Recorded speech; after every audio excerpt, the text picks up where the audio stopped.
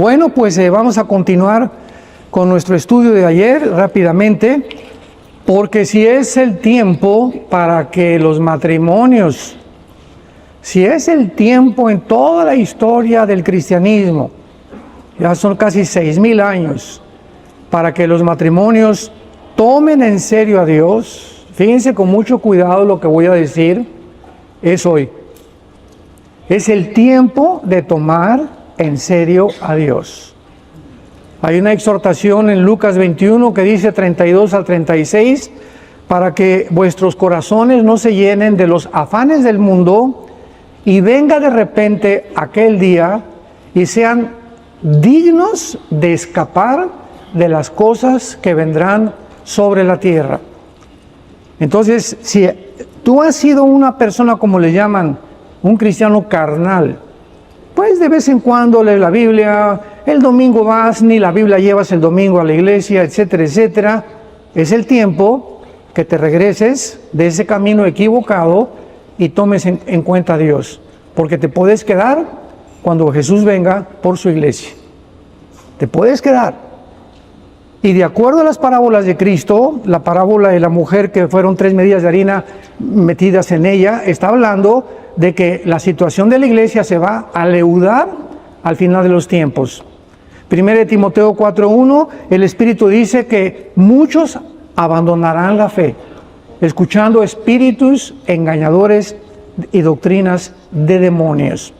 La Biblia está en 2 de Pedro capítulo 2, porque así como hubo falsos profetas, falsos maestros, falsos apóstoles, en estos tiempos pero no se imaginan la sobreabundancia que hay de enseñanzas falsas en las redes sociales. Están llenas las redes sociales de personas que lo único que tienen en mente es buscar seguidores. Y se meten, ¿verdad? Ustedes no se imaginan, nuestras páginas las piratean, tenemos por lo menos 30, 40 páginas piratas por semana usando nuestro nombre para recoger dinero, para monetizar en YouTube. Y YouTube nos contesta, pues no podemos con tanta gente, ¿verdad? Pues tenemos que hacerlo, ya estamos registrados y todo, pero hay un afán por tratar de enseñar cosas que no son bíblicas, de indoctos que están completamente con motivos equivocados, que es, repito, tener seguidores y monetizar simplemente usando a personas ya conocidas. Dios creó el cielo y la tierra. Y ayer vimos que la primera piedra que debemos de poner en el matrimonio es las Sagradas Escrituras. Tú tienes que comenzar con la A, la B, la C. Hoy vamos a ver la B y la C.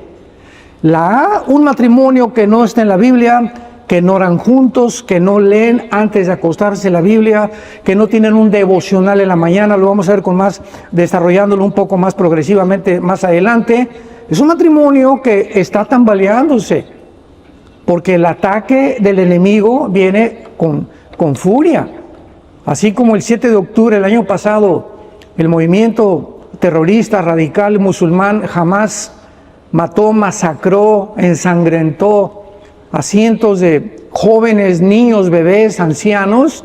Esa furia antisemita es la furia que tiene ahora contra la iglesia. Porque ahora es la iglesia, ¿verdad?, la que tomó el lugar y la que Dios va a regresar por Israel, pero la iglesia tiene que sobrevivir. Y el otro día me preguntaron, ¿por qué usted cree, hermano, que Israel ha sobrevivido? ¿Cómo es posible que tengan una tecnología tan... el Mossad, que es el servicio de inteligencia israelí, que es el más importante que el FBI, que la CIA, que el de Inglaterra, que el KGB de Rusia?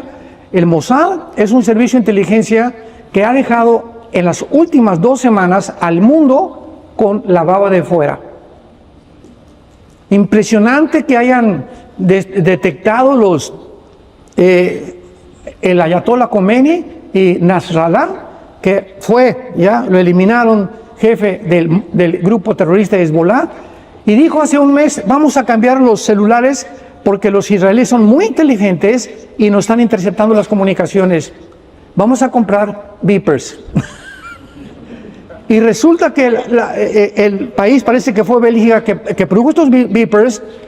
Israel levantó una empresa fantasma para comprar 10,000 beepers. Y esos 10,000 beepers fueron los que iban a ir a Irán. Entonces, cuando llegaron a Irán, los 10,000 beepers ya llevaban un explosivo dentro. Y los únicos que fueron afectados fueron los del grupo terrorista, no los civiles, los del grupo terrorista. Y de la noche a la mañana se quedaron sin oír, perdieron el oído, ¿verdad? Les explotó en el oído. Hubo más de 30 muertos o 40 muertos del grupo Hezbollah. Después murió el Nasrallah y hace 2 días sustituyeron a Nasrallah y ayer lo acaban de volver a matar. O sea, es impresionante la forma como Israel, con la tecnología que tiene, cuando mataron al general de Siria, que se encontraba en un hotel de Irán, sabían en qué cuarto estaba. El que mataron anterior iba una caravana de 7 coches, un convoy de 7 coches, protegiéndolo. Los israelíes sabían en qué coche se encontraba cada persona. Y exactamente en ese coche, a través de un misil, lo destruyeron y lo mataron. Ahorita Irán pues está temblando, ¿verdad? Pero vemos nosotros que toda esta información se encuentra en la Biblia de hace 2700 años. Porque de acuerdo a Ezequiel 38, Irán, que aparece con el nombre de Persia, en 1935 se le cambió el nombre a la República de Irán cuando sacaron al Shah. En el 79 fue la República Islámica de Irán. Desde el 79 los ayatolas se han convertido en opresores, en dictadores del pueblo de Irán, porque el pueblo de Irán es precioso. No sé cuántos de ustedes sepan, el crecimiento más grande de la iglesia cristiana, ¿dónde creen que se encuentra? En Irán y en China. Así que es como todos lados, o sea, el gobierno de Cuba, el pueblo cubano es precioso, el pueblo de Venezuela es precioso, el pueblo de México es maravilloso, son muy afectivos, ¿verdad? Muy hospedadores, etcétera, etcétera. ¿Cuál es el problema? Los gobiernos, que se han enseñoreado de la población en casi todo el mundo entero. Inglaterra, por ejemplo, es una nación ya musulmana.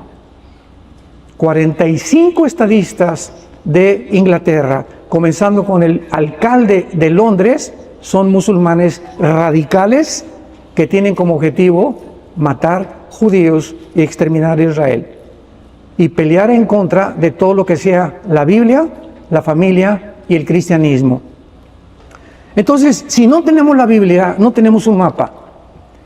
Tengo un problema con mi hija, tengo un problema, etcétera, etcétera. Vamos a consultar qué dice la Biblia. Ahora, tú no tienes la facilidad me imagino tienes 3, 4, 5 años en Cristo, de saber dónde puedes encontrar las respuestas, ¿correcto? Para eso tenemos el Instituto Bíblico. Para eso tienes tú tu pastor en tu iglesia también. Y si ustedes no tienen respuesta, tenemos correos electrónicos, escríbanos. Para eso estamos, para servirles. Nosotros estamos para lavarle los pies a ustedes, no ustedes a nosotros. Nosotros somos siervos de ustedes. Estamos para servirles. Dios nos manda para servirles y hay de nosotros. Si nos convertimos en dictadores o en reyes, o en que por favor tráeme el portafolio y mandar hacia la gente cuando somos nosotros los que tenemos que dar el ejemplo de humildad, de mansedumbre. No somos mejor que nadie. No nos exalten tampoco, ni pongan nunca jamás los ojos en nosotros. Somos simplemente siervos inútiles de un Dios que tuvo misericordia y gracia de nosotros, como también lo tuvo con ustedes. En segundo lugar, vamos a ver las prioridades. Dios hace el universo y pone leyes cósmicas, la ley de la gravedad, la primera y segunda ley de la termodinámica, que todo es la ley de la entropía, que todo está sujeto a un deterioro, la ley de los campos nucleares, la ley de la gravitación, para que el universo esté completamente como una orquesta funcionando, que las galaxias no se salgan, que no se expandan más del tiempo, que la Tierra gire exactamente en 24 horas, en 365 días perfectos alrededor del Sol, con 4 diferentes posiciones de la Tierra en relación con el Sol para las 4 estaciones. En fin, ¿verdad? Todo esto que vemos a nuestro alrededor nos habla de un orden y de un diseño. Una pintura tiene un pintor, un reloj tiene un relojero, una estatua tiene un escultor. Entonces, cuando volteamos los ojos al cielo y alguien dice, no existe Dios, esta persona es un tarado mental. Está progresando en su psicopatía. Porque es imposible negar que haya una creación perfecta, como digo, los ateos siempre lo he dicho, ¿verdad? Son mi platillo favorito. Oiga, señor, y el universo, ¿qué explicación tienen ustedes los científicos o los astrónomos para el universo? Pues una explosión, el Big Bang, es lo único que existe ahorita fuera de la Biblia. No hay más que la Biblia o el Big Bang. Y nos encantan las universidades para mostrarles la desinformación que tienen los estudiantes, porque tú le preguntas al maestro o al astrónomo, o de izquierda o de derecha o ateo, bueno, ¿y quién produjo la explosión? La nada no produce nada. Jamás la nada ha producido nada. ¿Y cómo es posible que el ADN de un armadillo, de un rinoceronte, de una jirafa, de un conejo, de una ardilla, de un chimpancé, de una ballena, de una foca, todos tengan un chip? Las hormiguitas tienen un chip, las ardillitas tienen un chip. Todo el mundo se comporta, los animales, las aves, los peces en el mar, de alguna forma diseñada por algo o por alguien. ¿Cómo pueden las hormiguitas? Me encanta cuando voy a caminar todos los días en la mañana, me encantan los hormigueros. Cada hormiguita recoge una piedrecita, un polvito. ¿Quién le dijo dónde ponerla? ¿Por qué nos chocan entre ellas? ¿Cómo saben que juntándolas todas van a ser un montecito con un hoyito? ¿Quién las coordina? ¿Quién las dirige? Por el amor de Dios. Sí, insectos, ¿verdad? Tan pequeñísimos, una miniatura impresionante. ¿Cómo es posible? Veo las ardillitas tan graciosas, tan lindas, con su cola, cómo se mueven, una gracia impresionante. Todo lo que tú admiras cuando tienes a Cristo en tu vida, comienza a llamarte la atención, y los cielos y la tierra cuentan que el Señor es el Dios Todopoderoso, Creador de los cielos y de la tierra. Una vez que Dios hace esto, nos hace a nosotros, nos crea a su imagen y semejanza, que es la diferencia entre nosotros y los animales. Y cuando tú te conviertes, los que ayer recibieron a Cristo los felicitamos, hubo más de 26 decisiones ayer, el 95% fueron hombres. Gracias a Dios, 2 mujeres nada más ayer. O sea que venían sobornados. Como dice mi sobrino Jesse, ¿verdad? No, pero qué bendición, ¿verdad? Que podamos nosotros comenzar a recibir a Cristo. Cuando tú recibes a Cristo, número 2, después de que tienes que tener la Biblia, tienes que establecer en tu vida prioridades. ¿Cuáles son las prioridades de Dios? Dios es un Dios de orden. El 0 es antes del 1. Y del 1 tiene que haber un 2 y después tiene que haber un 3. Y si tú no conoces las prioridades de Dios, tu vida no va a funcionar dentro del parámetro divino de la palabra de Dios. Las prioridades rápidamente son número 1, Dios en tu primer lugar. Mateo 6:33, búscalo. Buscad en segundo lugar. Dice, se lo saben de memoria. Buscad, PRI, ¿qué es PRI? Busca antes que el desayuno, antes que tu esposa, antes que tu esposo, antes que tus hijos, antes que el trabajo, antes que tu buffet jurídico, antes que tu clínica médica, antes de tu taller de carpintería, antes de cualquier cosa en tu vida, ponme a mí en primer lugar, dice Dios. Cuando tú te levantes en la mañana, dame el primer lugar. Bueno, Señor, yo a las 10 me dan ganas a las 10 de orar y estar contigo. Bueno, ese no es el primer lugar. Ese es el segundo o tercer lugar, porque ahí hiciste varias cosas antes. Y ¿saben una cosa? Dios nos prueba. O sea, ¿qué es la Biblia? O sea, ¿creo lo que dice la Biblia o voy a seguir haciendo lo que me da la gana? Entonces, en primer lugar es Dios, en segundo lugar es mi esposa. Antes que los hijos. Antes que los hijos. En tercer lugar son los hijos y en cuarto lugar nuestro trabajo.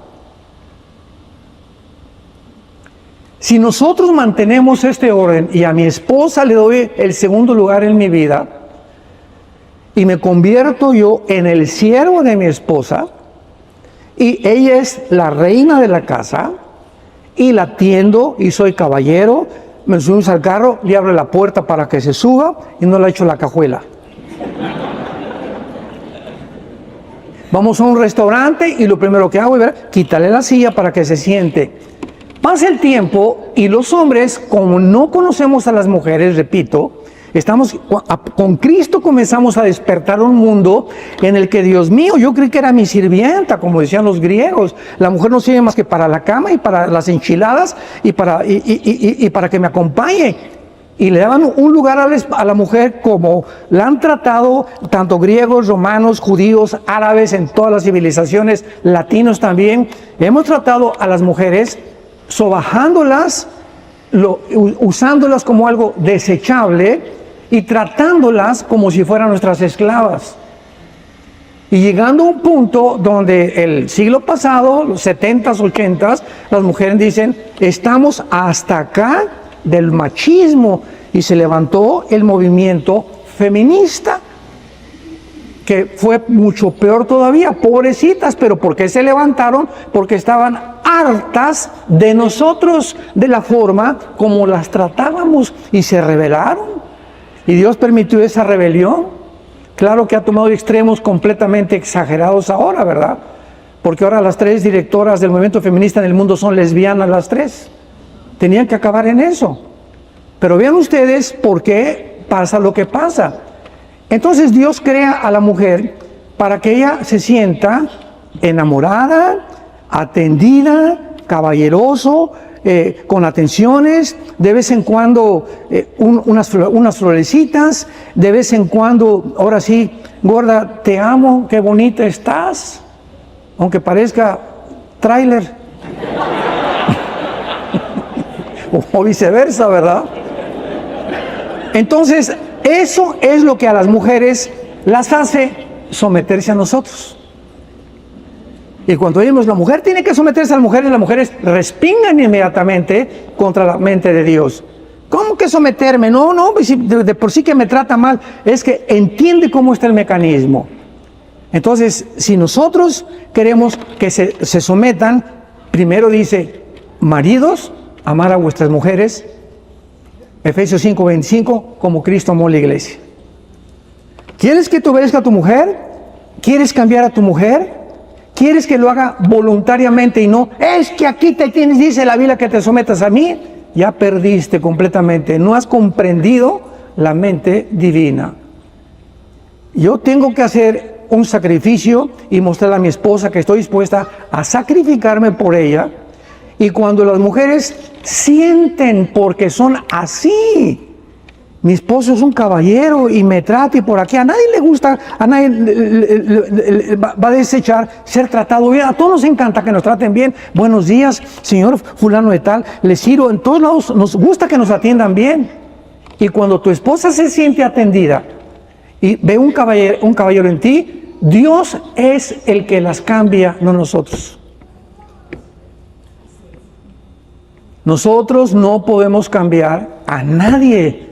No podemos cambiar, yo no puedo cambiar a ninguno de mis hijos, de mis nietos, no, a mi bisnieta, no puedo cambiar a mis abuelos, a mis padres. Nosotros no somos dioses. Nos manda a obedecer simplemente poniendo nuestras prioridades.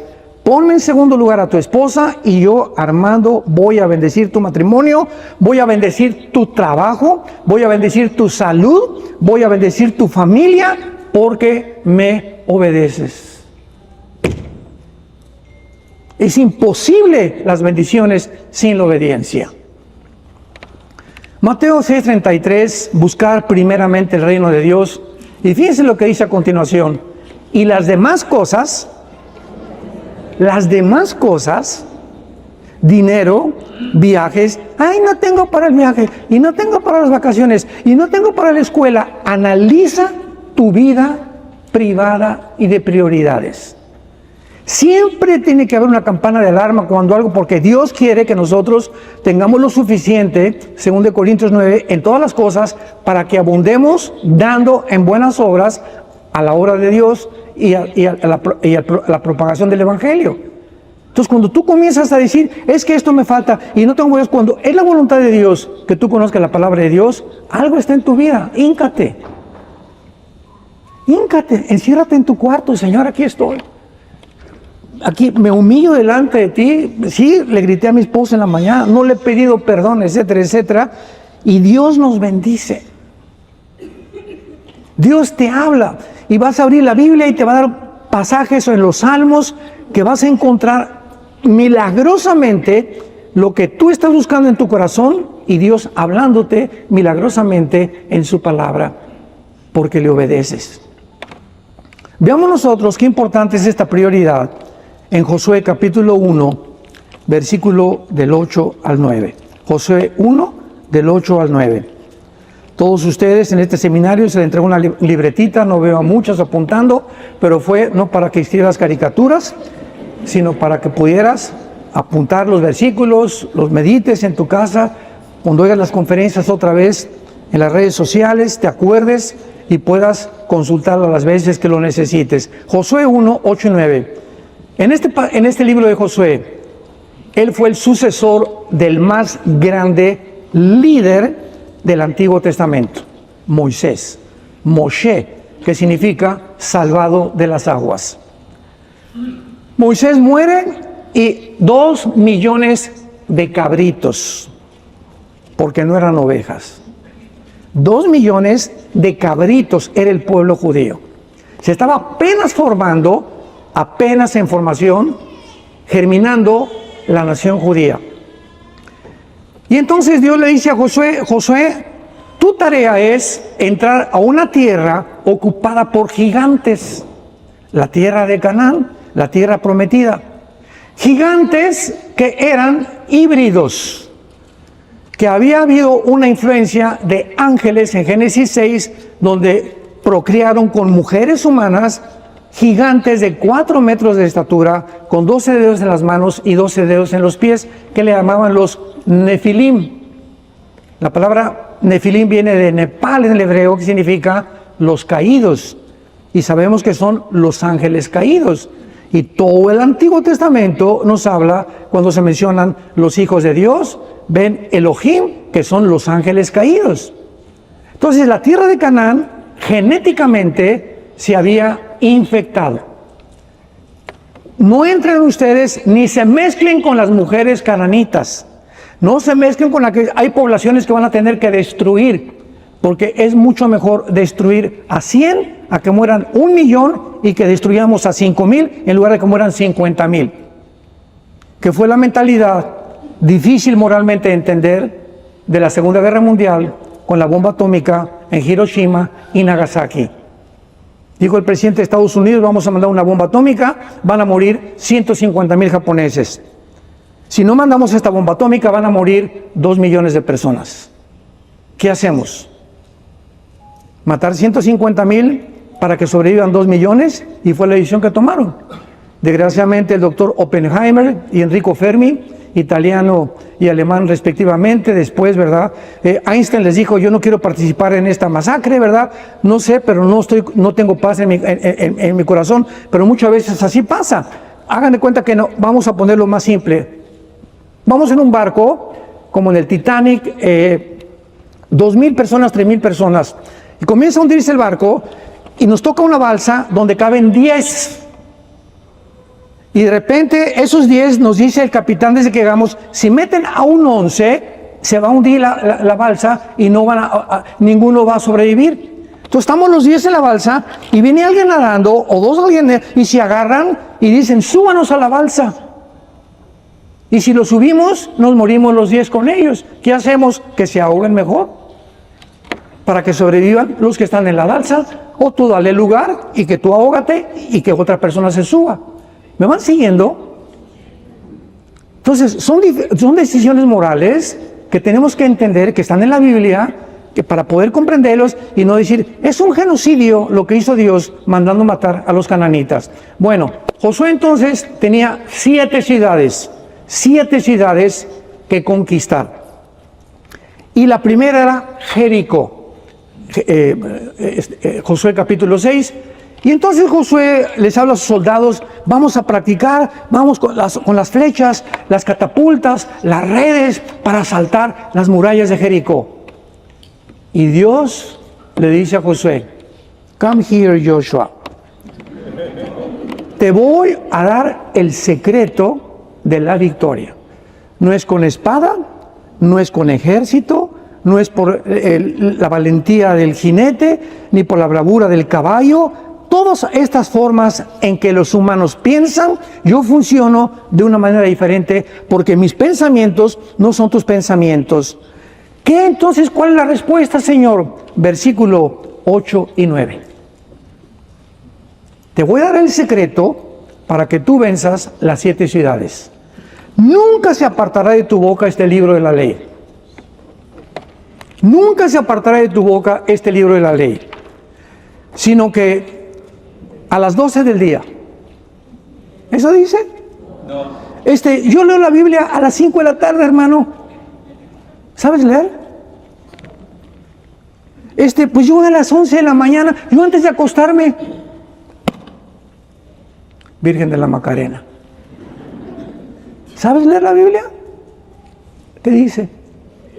De día y de noche. Nadie levante la mano. Nadie levante la mano. ¿Lo haces? ¿Te has formado disciplina para que de día y antes de acostarte leas la Biblia, pienses en ella, ponderes en ella, la medites o memorices versículos diarios? ¿Lo haces? A las 12 del día. Dios no nos manda que tomemos decisiones: o lo obedecemos y creemos lo que dice, o no me llamo cristiano. ¿Qué es la fe? Creer lo que dice la Biblia. Entonces, ¿por qué me llamo cristiano si no estoy obedeciendo? ¿Por qué quiero que me vaya bien en la vida? ¿Por qué quiero que bendiga a mis hijos? ¿Por qué quiero que bendiga mi matrimonio? Si no estoy obedeciendo, ¿por qué no le creo? Si le creyera, lo haría. Qué simple fórmula, ¿verdad? Si tú, Josué, de día y de noche meditas, guardas conforme a lo que está escrito, entonces, en otras palabras, y no antes. Métetelo a tu cabecita, Josué. Hasta que tú hagas lo que te estoy diciendo, hace 3000 años Dios no está repitiendo lo mismo, hasta que ustedes me obedezcan y me pongas en primer lugar, y tu esposa en segundo lugar, y tus hijos en tercer lugar, te voy a bendecir. Y entonces vas a prosperar, dice la Biblia, en todas las cosas que tú hagas. Todo te saldrá bien. Lo único que te mando es que te esfuerces y que seas valiente. Nunca, jamás en la vida nos victimicemos. Sufro mucho.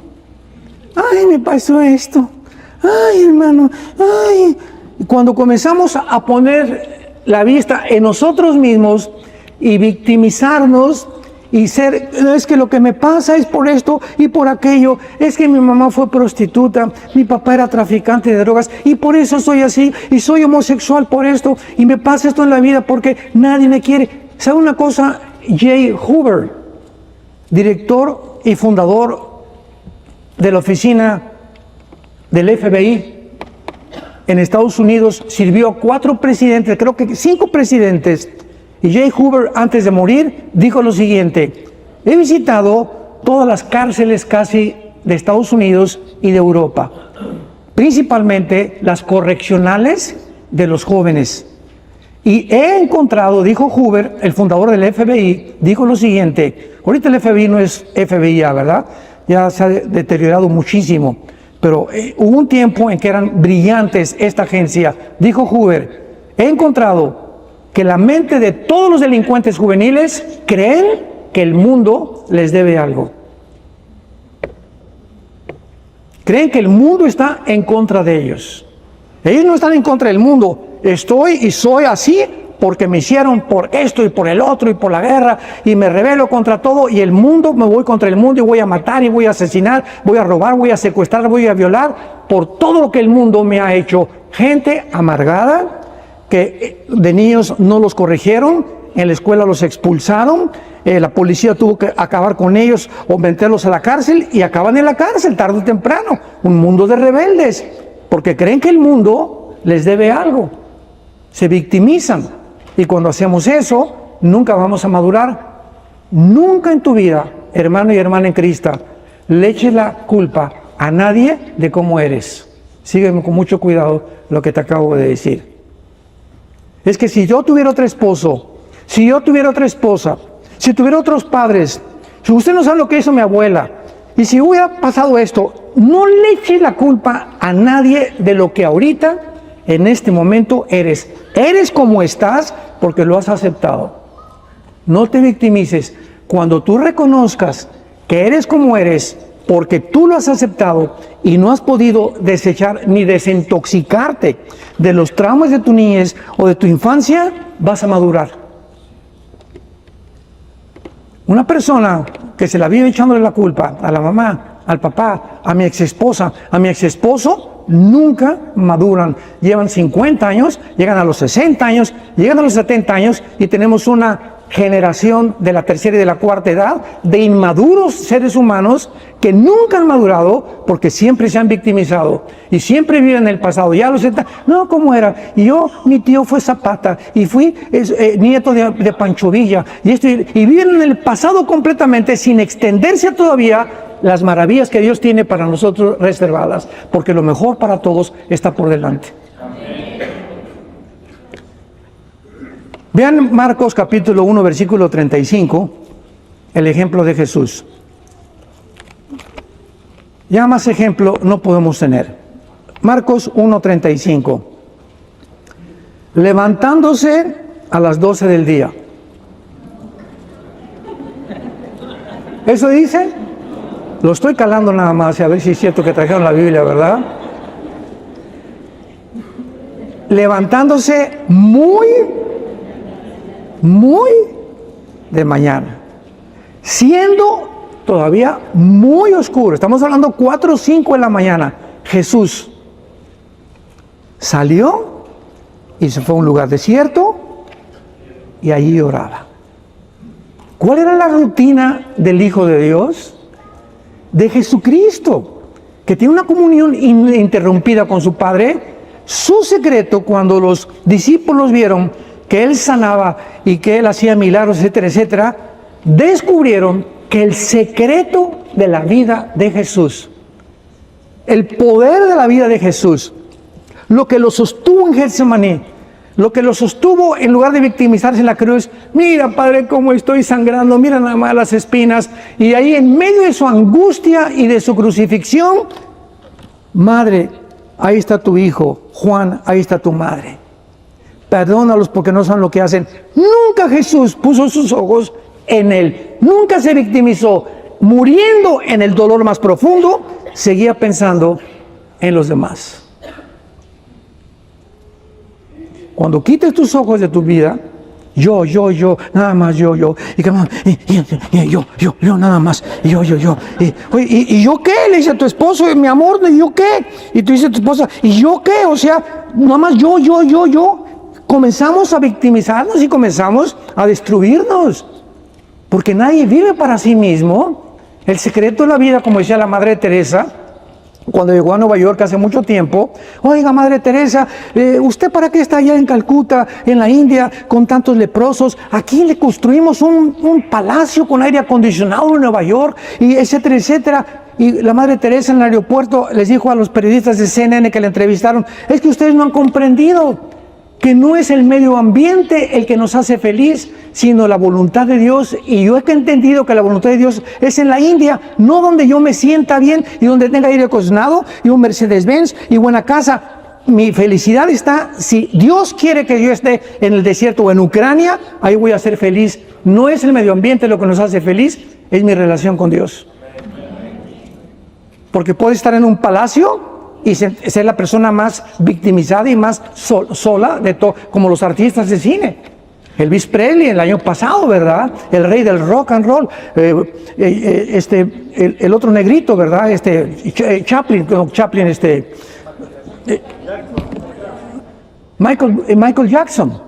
Muere pederasta, Elvis Presley, 500 mujeres esperando meterse a su casa, las defensas de los Cadillacs de Elvis Presley de oro puro, y eran las personas más solas y mueren como murieron. Ya puedo seguir con más ejemplos de artistas, de deportistas, de políticos, de cantantes, de gente, de empresarios que creen que alrededor, allá tengo dinero, tengo esto, y son las personas más infelices.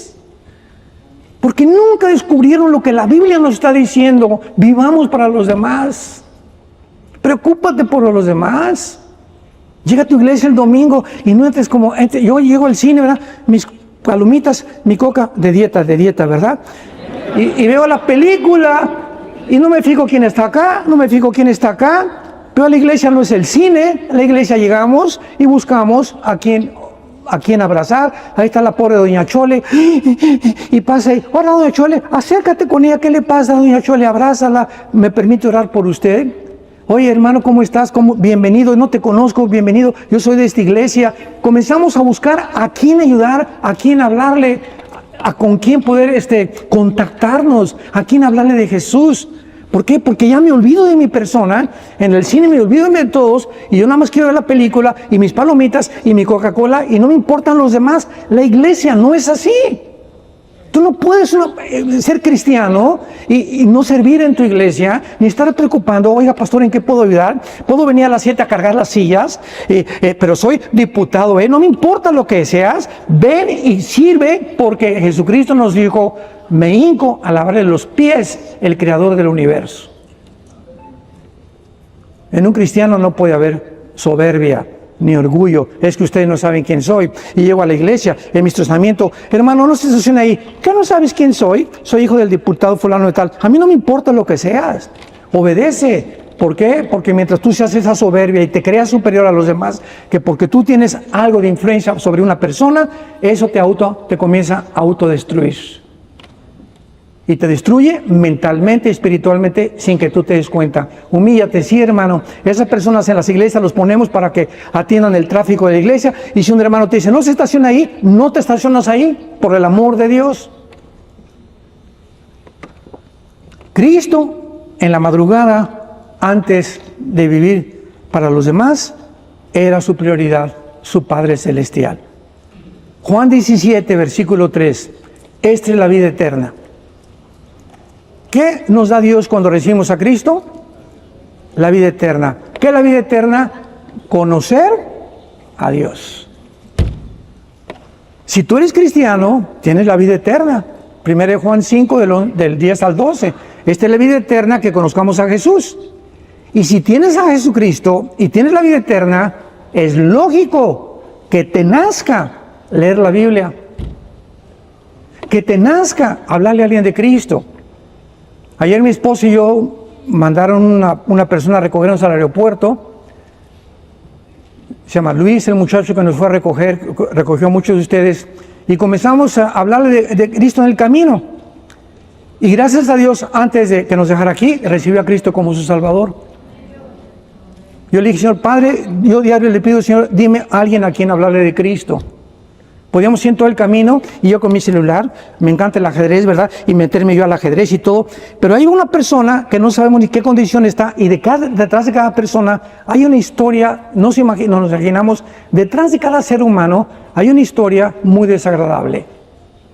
Vemos a mucha gente riéndose, pero no sabemos detrás qué hay ellos. Comienza a hablarles de Cristo, unos comienzan a llorar.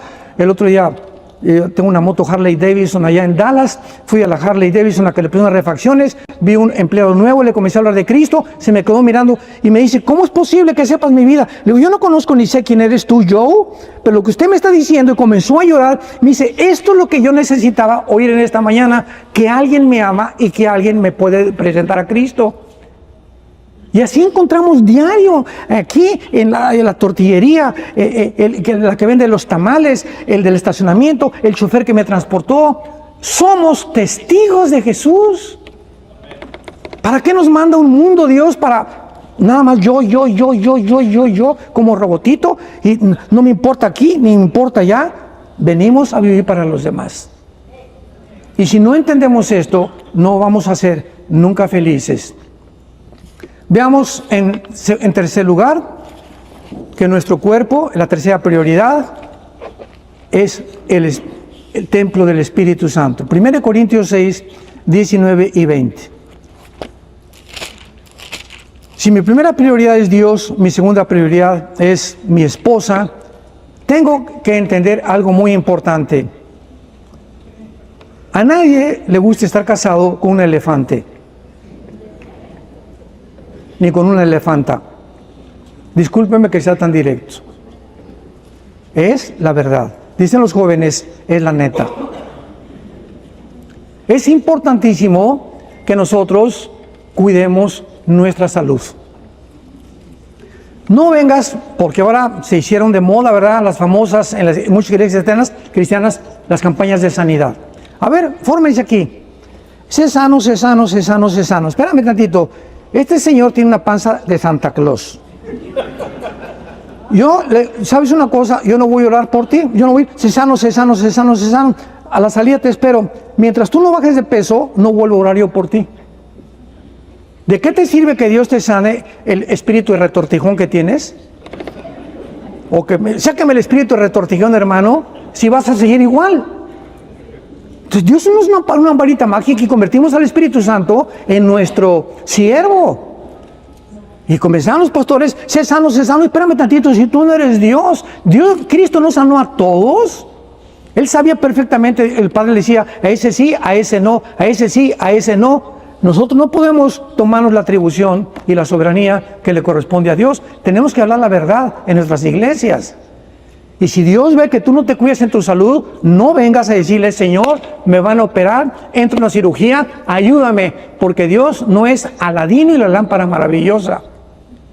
Dios te ha venido diciendo, cuídate, cuídate, cuídate. Y nos lo dice en este seminario, tu salud es importantísima, porque tu cuerpo que yo te di es mi templo, yo vivo dentro de ti. Y nadie ensucia lo que uno ama. Y si te amas a ti mismo en tu cuerpo, lo barres, lo trapeas, lo despolvas como lo haces en tu casa. Dice 1 Corintios 6, 19. ¿O qué ignoran que su cuerpo es templo del Espíritu Santo, el cual está en vosotros, y el cual tienes de Dios, y que no nos pertenecemos? ¿Ya recibiste a Cristo ayer? ¿Hace 5 años? ¿Hace 10 años? ¿Has mantenido este pensamiento? Mi cuerpo no es mío. Y no voy a cenar tamales a las 10 de la noche. La Coca-Cola en mi vida la vuelvo a probar, ni a tomar tampoco. El azúcar que tiene la Coca-Cola tardas 1 mes en desintoxicar tus riñones. Tendrías que correr 50 kilómetros para eliminar. Y hermano, me siento cansado. Hermana, vengo a la Biblia y me duermo. ¿Estás intoxicado? ¿Tanta azúcar? ¿Cenas conchas de la tía Rosa? ¿No bebes 2 litros mínimo de agua diarios? Mínimo 2 litros de agua. Agua pura. Agua pura, principalmente alcalina.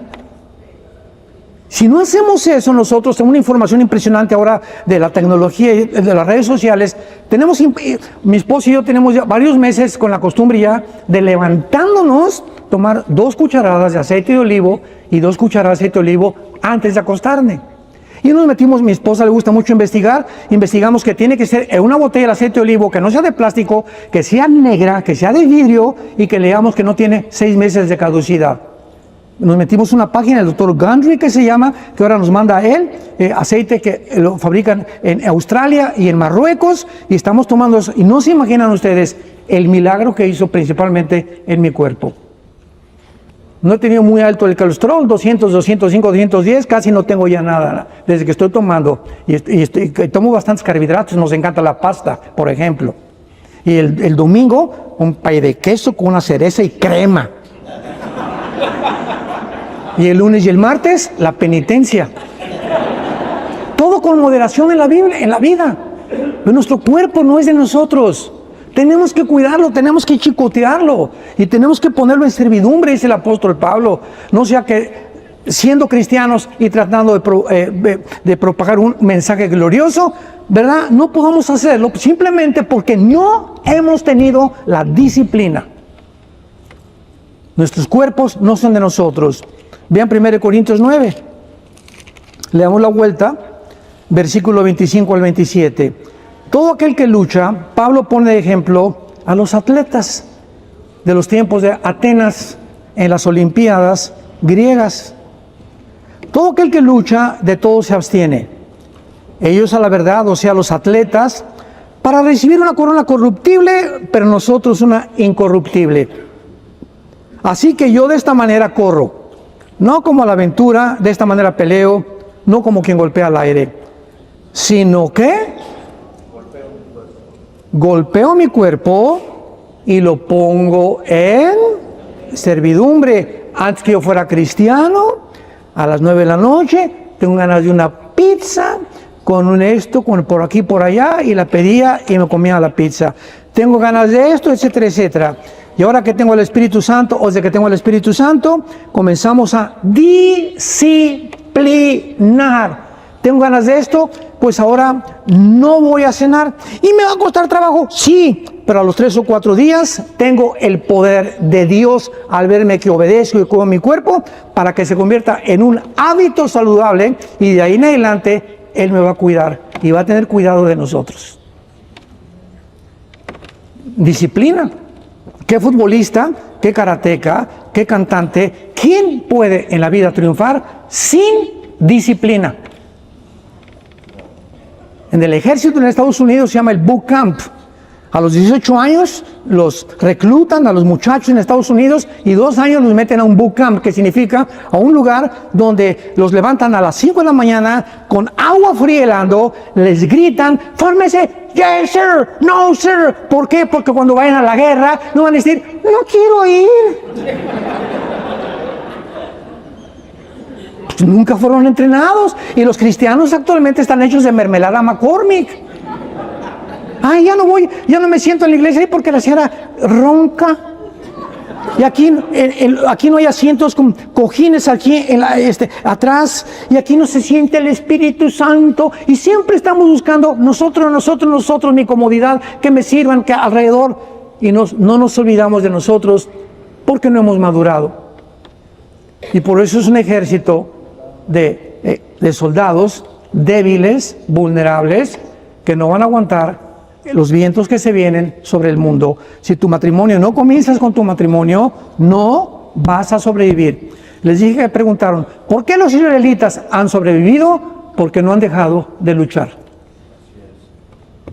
No han dejado de luchar. Tú vas a Israel, no hay una familia en Israel, una sola, que no haya perdido hijos o nietos en la guerra. Han tenido casi 75 años de una guerra continua, progresiva. Duermen con el R-15, con la ametralladora, porque están continuamente asaltados por sus enemigos y pues están acostumbrados a luchar. Entonces vienen las amenazas y no se victimizan. Ya no puedo, y esto y el otro. No puedo dormir, hermano. Ay, ore por mí, viene de Chole. Ore por mi hermano. No venga a victimizarse. Vaya, hínquese, pídale perdón a Dios porque estaba usted victimizando y entonces solo por usted. Yo no soy Dios. El que te puede dar es Dios. Mientras quite los ojos de tu vida y vivas para los demás. Golpeo mi cuerpo y lo pongo en servidumbre. No sea que habiendo sido heraldo para otros, yo mismo venga a ser eliminado. No significa perder la salvación. Significa que en una casa, rápidamente, mi esposa tiene vasos limpios y tiene otros vasos en el fregadero que no ha lavado. Vienen las visitas, ¿qué va a hacer mi esposa? ¿Va a agarrar un vaso del fregadero o uno que está limpio? El limpio, ¿verdad? Dice 1 Timoteo que en una casa hay vasos sucios y hay vasos limpios. Y cuando Dios quiere usar a alguien, ¿sacará algún cristiano que está en el fregadero? Cristianos que no han pedido perdón, cristianos que siguen sucios, cristianos que siguen maltratando su cuerpo. Cuando Dios quiere usar a alguien, busca a alguien que lo está obedeciendo y no te imaginas cómo te va a usar Dios.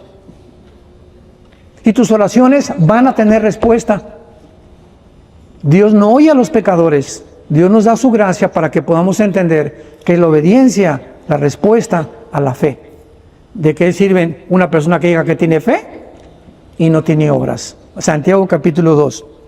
Y finalmente, dice la Biblia, no sea que yo siendo heraldo para muchos, dice el apóstol Pablo, venga yo a ser sacado del juego, o sea, enviado al fregadero.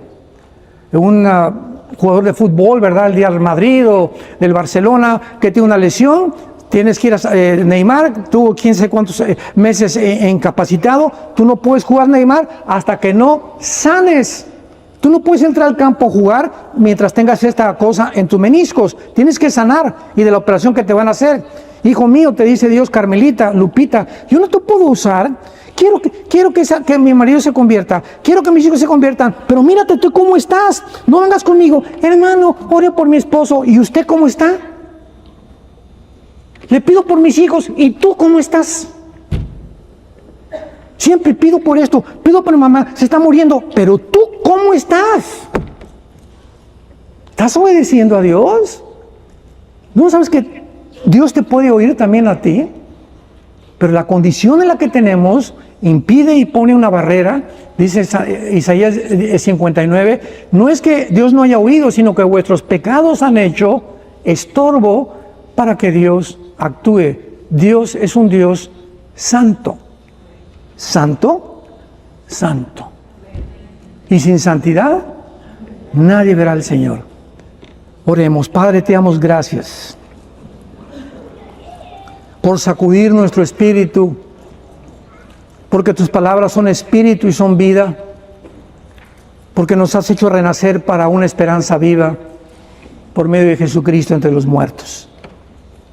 Gracias por habernos amado con un amor eterno, por habernos llamado y dado el privilegio de ser tus hijos, tus hijas. Qué privilegio tan grande, Padre. Oh Dios, lo único que nos pides es, créanme. ¿Y cómo demostramos que le creemos? Obedeciéndole. No puede haber fe si no hay obediencia. Y sin fe es imposible agradar a Dios. Podemos ser muy activos y construir iglesias y esto y el otro, pero si no comenzamos en nuestra casa, en nuestro matrimonio, que es el gimnasio de Dios. El matrimonio es el gimnasio de Dios. Ahí Dios forja nuestro carácter. Ahí Dios nos humilla el uno con el otro. Ahí Dios nos enseña la paciencia. Ahí Dios nos enseña la humildad. Como dice la palabra de Dios claramente, no hagan nada por contienda o por vanagloria. Sean humildes, estimándonos cada uno a los demás como superiores a él mismo. Considera a tu esposo como superior a ti, a tu esposa como superior. No nos enorgullezcamos de creer que alguien está sobre el otro, no mirando cada uno por lo suyo propio, sino cada cual también por los de los otros. Haya pues en vosotros este sentir que hubo en Jesucristo, quien siendo como Dios y en forma de Dios, no estimó el humillarse, bajar al mundo, a este basurero que es el mundo terrenal en el que tú y yo vivimos, soportar insultos, sanó enfermos, sacó demonios y antes se hincó ante sus discípulos. Se hincó el creador del universo y les lavó los pies. Qué lección más grande del carácter que Jesús espera de cada uno de nosotros, volviéndonos todos siervos de los demás.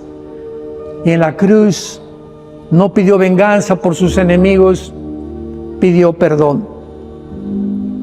No se miró a sí mismo en el más inmenso sufrimiento, sus últimas palabras fueron para los demás. Porque para eso venía, para enseñarnos a vivir, para que descubriéramos el secreto de la vida, que es vivir para los demás. Ya quitarnos los ojos de nosotros mismos y buscar un mundo que está perdido actualmente. Familiares, hijos, primos a nuestro alrededor. ¿Cómo viven? ¿Cómo reaccionan? Solo quieren hacer dinero, ser famosos, progresar, etcétera, etcétera. Y finalmente, la historia nos da testimonio de que esa ha sido la historia de la humanidad. Buscando un mundo que no tiene nada que ofrecernos más que tristezas, desilusiones, frustraciones. Un mundo donde hay mucho odio ya. Y el odio solo puede ser vencido por el amor de Dios, que ha derramado en nuestras vidas para que podamos salvar a nuestra familia, a nuestros hijos, primero con nuestra obediencia y teniendo un matrimonio bendecido por Él, por quien oramos y te damos las gracias en Cristo Jesús. Ven Jesús, ven pronto por nosotros. Con la segunda y última parte acerca de la profecía final de Israel, que es la profecía de las 70 semanas de Daniel, que son el cimiento, la plataforma, la base, el bastión de todas las profecías de Israel. Rápidamente, Daniel se encuentra bajo el imperio persa, comienza a examinar las profecías de Jeremías, descubre que los 70 años de exilio de Babilonia están a punto de cumplirse, se pone a ayunar, se pone a orar, a buscar a Dios con todo su corazón, porque Daniel quería saber qué futuro le esperaba después del exilio a Israel. Todos en el Antiguo Testamento esperaban algo muy importante, que se llama el reino de Dios, el reino mesiánico de Dios, del cual todos los profetas profetizaron. Entonces Daniel quería saber, ¿ya viene el reino de Dios? ¿Ya vamos a entrar al reino de Dios? Cuando Cristo vino al mundo, vino anunciando precisamente, el reino ha venido a ustedes. Pero Él estaba hablando del reino espiritual. O sea que todos aquellos que creyeran en mí, dijo Jesucristo, comienzan a entrar espiritualmente al reino de Dios. Y nosotros nos adelantamos a Israel para entrar al reino de Dios espiritualmente. Pero también viene un reino físico que se conoce como el reino mesiánico de 1000 años, que explica todo el capítulo 20 de Apocalipsis y se conoce como el milenio. Así que si tú tienes a Cristo y yo tengo a Cristo, ya estamos en el Espíritu, en el reino de Dios. Por eso dice Efesios que ya estamos sentados con Cristo.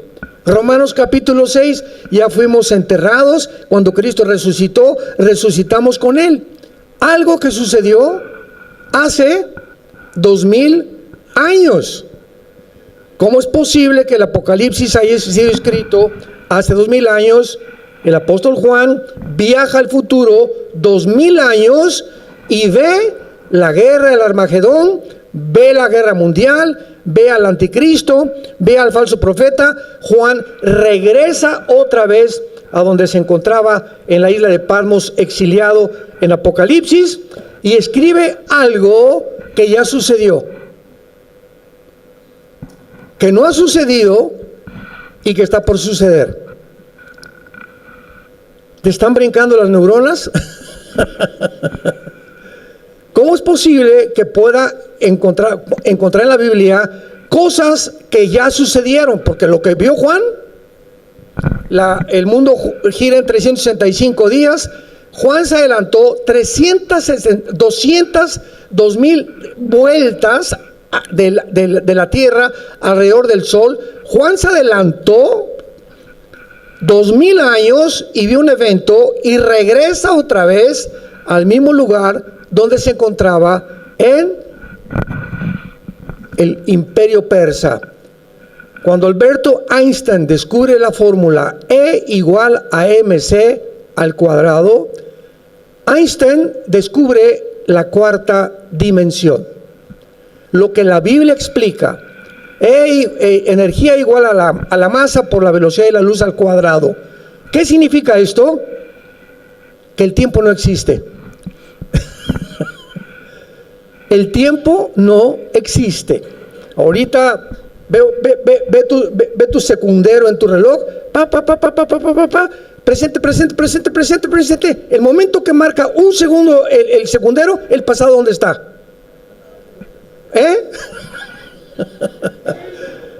Cada vez que marca 1, 2, 3, 4, el pasado, ya quedó completamente atrás. Ese es el segundo, no lo recuperas jamás. Y cuando descubrimos realmente que esto es realidad y que podemos viajar en el tiempo, porque los profetas viajaron en el tiempo, Ezequiel fue llevado al pasado, Babilonia. Oye, Señor, ¿por qué nos castigaste? Etcétera, etcétera. Vas a ver por qué. Lo saca Dios de su cuerpo, lo lleva al pasado, al tiempo de la cautividad babilónica, y le dice: mira lo que hizo Israel. Los sacerdotes violaron, comenzaron a adulterar, a fornicar, a serle infiel a sus esposas, y por esto están castigados ahora. Y regresa al presente Ezequiel, y entonces se entiende que Dios es un Dios justo. Pablo en 2 Corintios 12 es arrebatado y llevado al cielo. Y Pablo era tan humilde que dice: yo no sé qué fue lo que vi allá arriba, pero saben una cosa que no se los puedo contar. No hay palabras para decirle de lo que yo fui, de lo que vi y oí allá arriba en el cielo. Y entonces Pablo, más adelante, 2 Corintios 12, escribe: para que las revelaciones, para que todo lo que vi y oí no me exalte ni me ensoberbezca, Dios ha permitido un aguijón en mi carne. Él tenía alguna enfermedad, muchos dicen que era un problema oftalmológico de los ojos, porque en Gálatas se escribe: mirad con cuán grandes letras os escribo. Cualquier cosa que haya sido, él tenía un aguijón para mantenerlo humilde. Pablo, el apóstol, el más grande misionero de la época cristiana. Así que todos nosotros debemos recordar eso. Dios quiere mantenernos humildes a todos. Nunca te exaltes, nunca te ensoberbezcas por el dinero, por la posición, por lo que tengas, y siempre estemos dispuestos a ayudar a los demás, a vivir a los demás. Ahora rápidamente, ¿verdad? Estamos en el camión. Todos los hombres tienen obligación de bajarse del camión antes que la esposa y darle la mano para que se baje su esposa. No digo cuántos lo hicieron ni cuántos no lo hicieron. Al principio lo tuve que hacer yo con otro hermano, porque todos pasaban como los chinos. Se bajaban y la esposa por ahí, ¿verdad? Y bájate, apúrate. Cuando te sientes en un restaurante, le jala la silla a tu esposa, porque ellas merecen respeto, consideración y caballerosidad, que se ha perdido completamente en nosotros los varones, y tenemos que regresar al varón de Dios.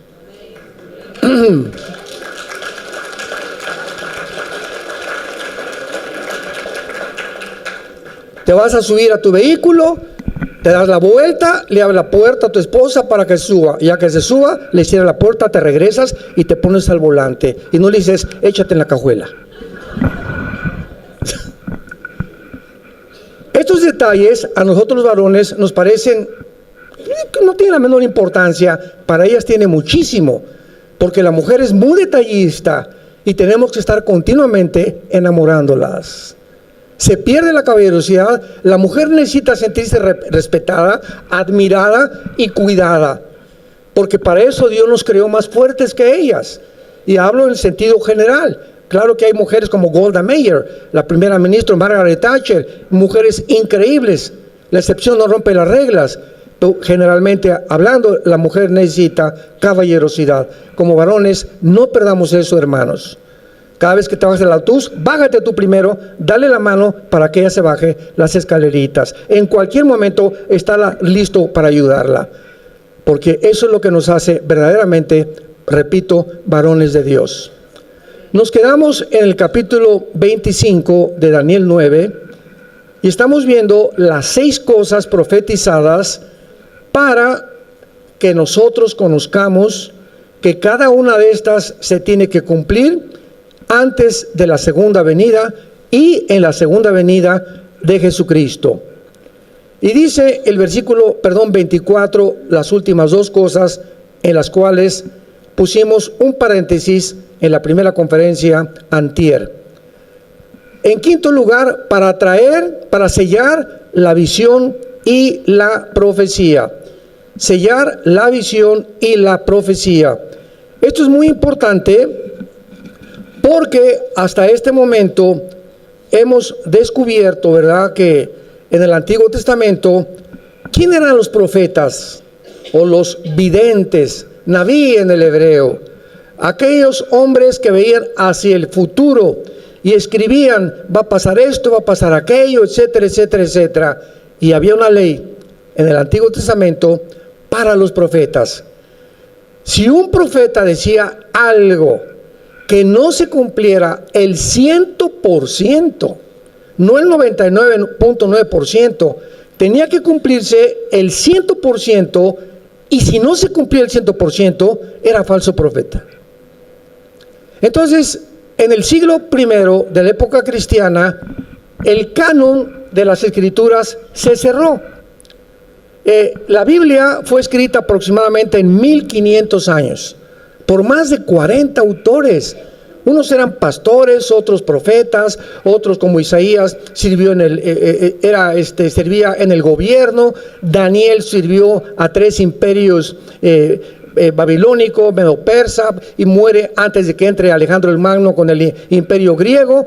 40 hombres que entre ellos casi no se conocieron, pero todos escribían y estaban conscientes de la coordinación y de la increíble exactitud de la palabra de Dios.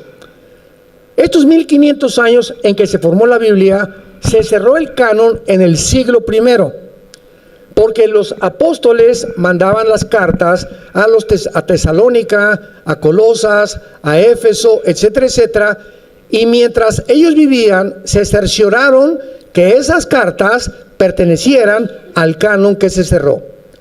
Después del siglo I, ya no aceptaron ninguna revelación, ninguna otra carta que se incluyera en los 66 libros de la Biblia. Se cerró el canon.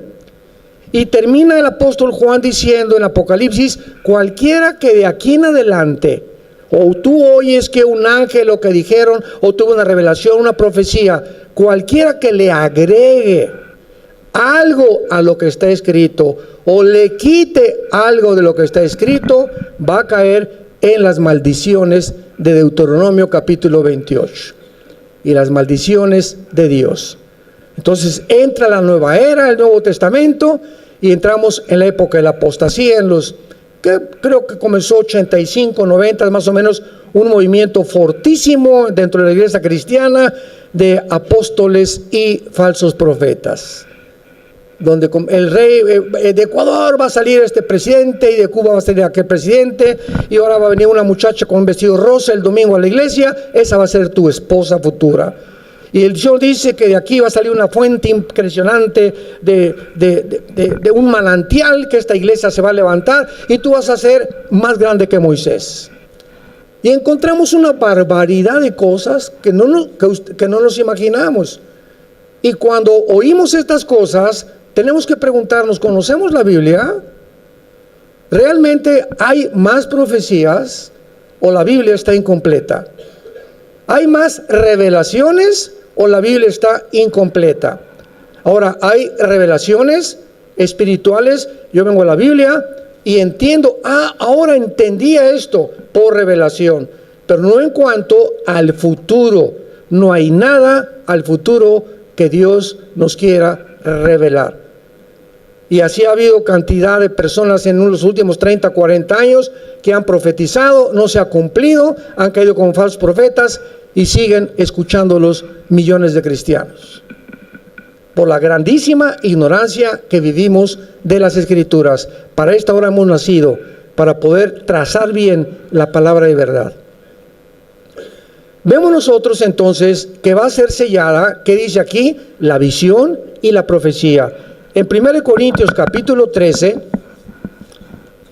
o sea, la visión y la profecía, estamos hablando de Israel, de todas las cosas que le van a suceder a Israel. 1 Corintios 13, versículo 9 en adelante.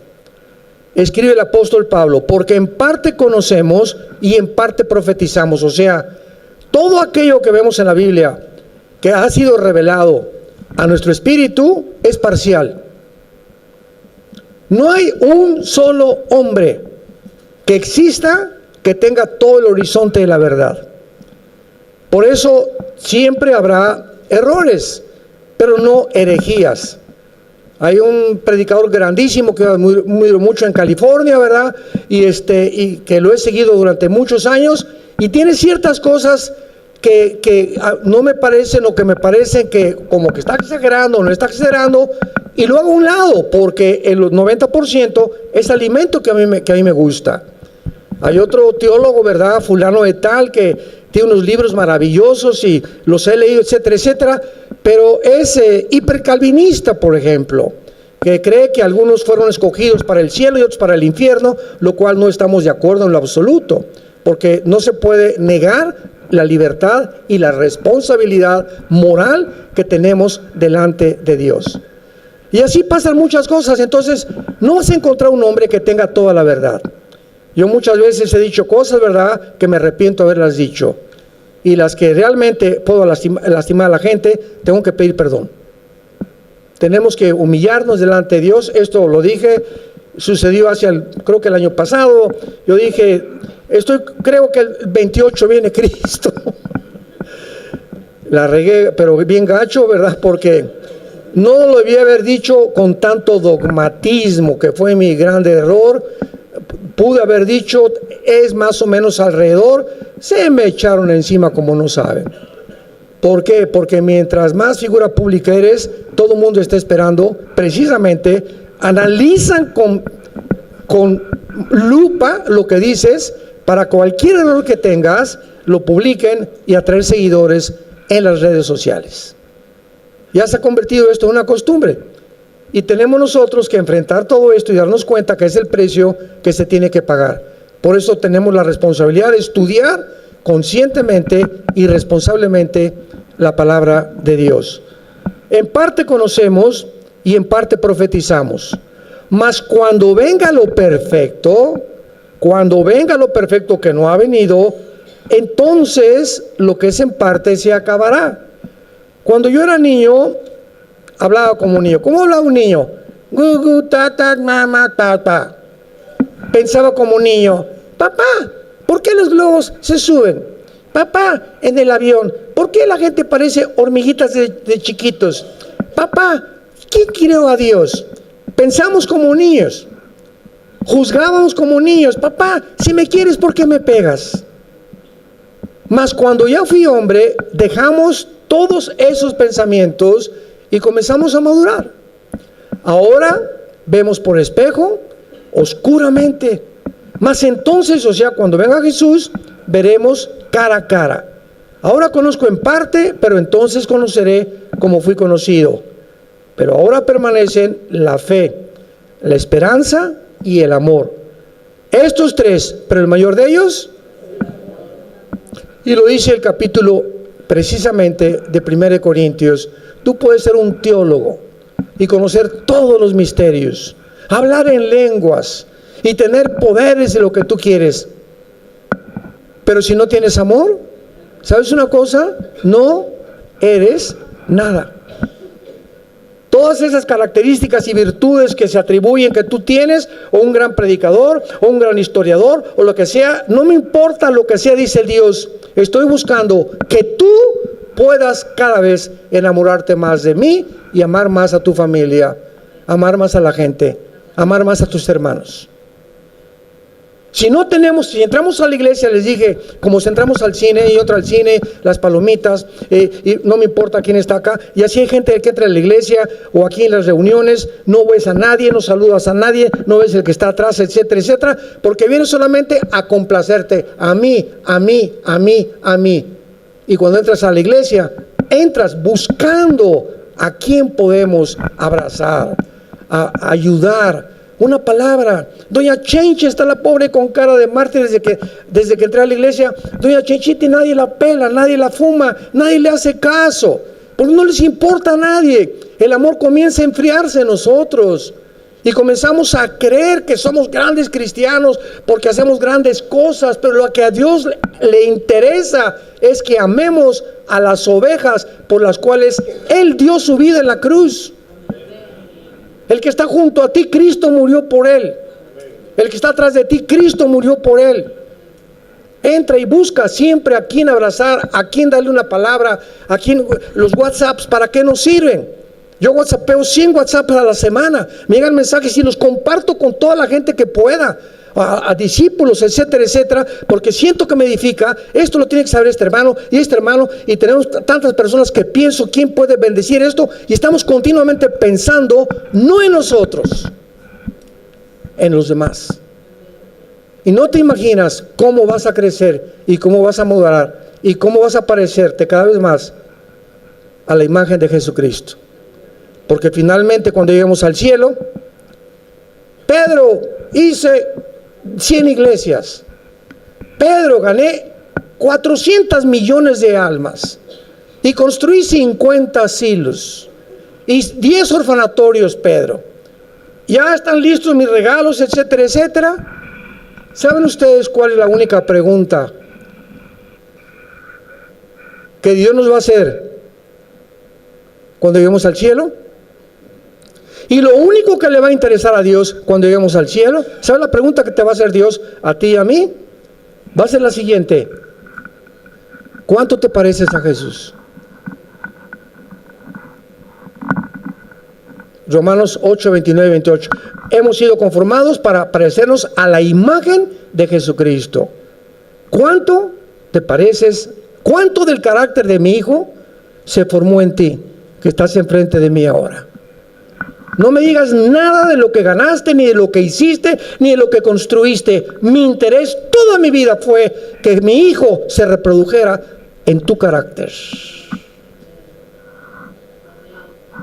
Regresamos entonces a Daniel y comprendemos por qué la visión va a ser sellada y la profecía, pues porque ya no se va a necesitar. Y dice finalmente, y a ungir al Santo de los Santos, cuando ya en el reino milenial Jesucristo sea ungido a Israel, le reconozcan como el Mesías y pueda el Mashiach Kadosh ungir al Santo de los Santos en el original hebreo. Así dice, Mashiach Kadosh, para que pueda ya finalmente reinar universalmente. Muy bien. Cuando estas 6 cosas se cumplan, y sabemos que se van a cumplir durante el tiempo de la tribulación, este es el panorama de los 490 años que Dios le revela a Daniel a través del ángel Gabriel. 490 años hay, y a continuación comienza Dios a darle a Daniel ciertas claves. Versículo 25, le dice el ángel Gabriel a Daniel, continuando con esta revelación: sabe pues y entiende que desde la salida de la orden para restaurar y edificar a Jerusalén hasta el Mesías príncipe, habrá 7 semanas y 62 semanas, o sea, 483 años. Desde que se ordene la restauración de Jerusalén hasta el Mesías habrá 483 años.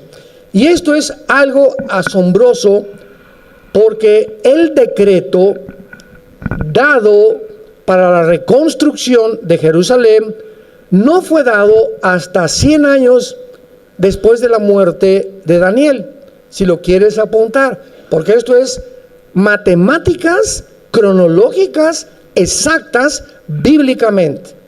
¿Qué le estoy diciendo?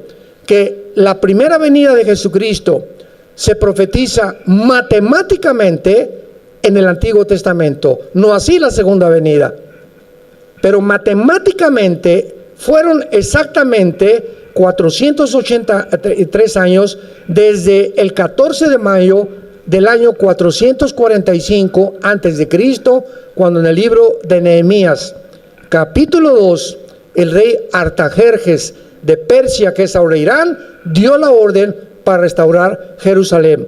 Estamos hablando de 483 años, y esto es asombroso, porque vuelvo a repetir, como dijimos hoy en la mañana, pues si yo veo que un paralítico se levanta, voy a creer en Dios. Y si hubiera como Carlos Sagan, el astrónomo ateo, cuando muere le dice a su familia, yo no creo en Dios porque no hubo suficientes evidencias, si hubiera más evidencias de creer en Dios, ¿y por qué no se nos aparece Dios y nos dice de una vez que Él es Dios para creer en Él? O sea, Él quería a su gusto un Dios. Y así está la gente. No, si yo fuera Dios haría esto. Y si yo fuera Dios no permitiría que estos niños se murieran. Y si yo fuera Dios, espérame tantito, pero ¿sabes una cosa? Descúbrelo, no eres Dios. Y sus pensamientos de Él no son tus pensamientos. Ni tampoco Él actúa como tú quieres que Él actúe. No es un Dios al gusto, no es un Dios al menú. Llegas a un restaurante y quiero esto y quiero esto. Tú no puedes llegar, yo quiero un Dios así y así y así. Y si es así, así, así, voy a creer en Él. Qué equivocado estás. Cuánta soberbia intelectual de los seres humanos. Entonces, después de los 483 años, comienza la reconstrucción, y cuando Jesús entra a el Domingo de Ramos, el Domingo de Ramos se cumplen los 483 años desde el 14 de mayo del año 445 antes de Cristo, de una forma cronológica asombrosa que solo Dios lo pudo hacer. Y cuando Cristo entra a Jerusalén, Él comienza a decirle a la gente, vayamos a ver qué fue lo que expresó en Lucas 21, para que entendamos claramente que fue en esta época cuando Cristo realmente cumple esta profecía, el príncipe que ha de venir. Lucas 21, dice el versículo 24, caerán a filo de espada, serán llevados cautivos a todas las naciones, Jerusalén será hollada o pisoteada o devastada por los gentiles hasta que los tiempos de los gentiles se cumplan. Dios profetiza a través de su Hijo Jesucristo, donde nos encontramos nosotros. Los judíos no van a volver a tener el control de esta nación hasta que Jesucristo regrese. En la guerra de 1967 recuperaron parcialmente el general Moshe Dayan. Hoy en la librería del Holocausto, ¿no se asomaron a ver los libros que hay? Yo me los quería traer todos. Era increíble la cantidad de información que había. Todo un libro dedicado a la guerra de los 6 días, al antisemitismo, a la guerra del 73, Yom Kippur, a la del 48, a la vida de Ben Gurión, el primer presidente de Israel. Había una biblioteca impresionante, muy barato los libros, acerca de toda la historia de Israel. Pero en 1967, Israel es rodeada. Otra vez, el 48, 56, 67, el junio de 1967, por 5 naciones árabes. El presidente Anwar Nasser de Egipto le habla al presidente de Siria y de Irak y de Líbano: ya estamos hartos de los judíos, echémoslos al Mediterráneo. Y hacen un plan desde el mayo para tratar, cierran el canal de Suez, el presidente de Egipto, y los judíos inmediatamente se dan cuenta que al cerrar el canal de Suez están completamente amenazados. Y entonces lanzan el 1 y 2 de junio el ataque en contra de Israel. Pero hasta la fecha, los pilotos de esta nación, los pilotos judíos en los F-35 que tienen ahora, en aquel tiempo eran F-16, son los mejores pilotos del mundo. Más que los MiG rusos y que los F-35 de los gringos y más que los aviones de los ingleses. Nadie supera en el siglo XXI y los últimos 75 años la aviación que tiene Israel. Los israelitas se suben en 6 aviones el 2 de junio. Elevan y se suben a los aires y van a Egipto a las 4:30 o 5 de la mañana y comienzan a bombardear y barren toda la aviación de Egipto. Después Jordania, el rey Hussein, oye, y comienza la propaganda. Estamos ganando la guerra, dice Nasser y sus mentirosos de los que tienen el control de la propagación de las noticias. Y Jordania, el rey Hussein, pues sí, pues yo le entro, no me quiero quedar atrás de esta victoria contra los judíos. Y entra Jordania y un piloto o un sargento judío intercepta la comunicación entre Jordania y Egipto y se van contra Jordania y le acaban completamente con lo que tiene, acaban con todos los aeropuertos del Líbano, de Siria y de Egipto. Y de Egipto. Y el 6º día, como dijimos, ya no había nada que conquistar. El general Moshe Dayan entra a Jerusalén. Y comienzan primero, Baruch Hashem Adonai Elohim, Dios bendito el que viene en el nombre del Señor. Jerusalén ya es nuestra.